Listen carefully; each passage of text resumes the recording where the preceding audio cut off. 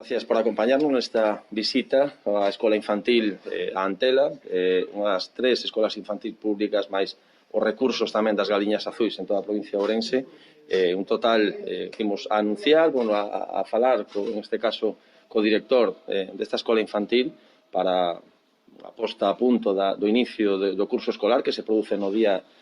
de onte. Hai que decir que vimos dunhas merecidas vacacións da comunidade educativa do ámbito de primaria infantil e primaria, pero tamén nas escolas infantiles, un período que aproveitamos para facer unha posta a punto nas escolas.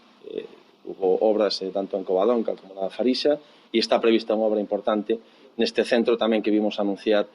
no día de hoxe. Escoitar a comunidade educativa despois dun duro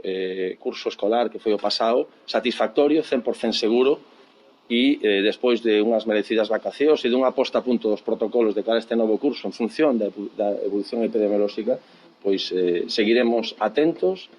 a todo o que faga falta, tanto nestas escolas infantiles como nos centros de infantil e primaria tamén, para estar atentos, como decía, a esa evolución epidemiológica e ir adaptando estes protocolos, pero temos que decir que pensamos que este vai ser o curso da volta á normalidade e que, penso que non debemos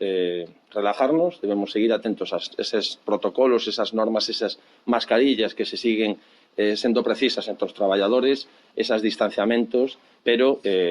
a situación temos que dicir que é favorable tamén pola certeza que nos ofrece o curso pasado, o funcionamento do curso pasado e pola vacunación dos docentes. De momento, comezamos igual que rematamos co mesmo protocolo, non? Hubo pequenos asustes. Aquí na entrada podemos comprobar xa como os carriños dos nenos, pois sí que están estacionados durante toda a xornada, durante toda a mañá, e pequenos asustes que non se lle pide ahora mismo cambio de calzado, nin os nenos, nin os maiores. Se permite algún tipo de reunión, eso sí, controlada, as asociacións de pais e nais,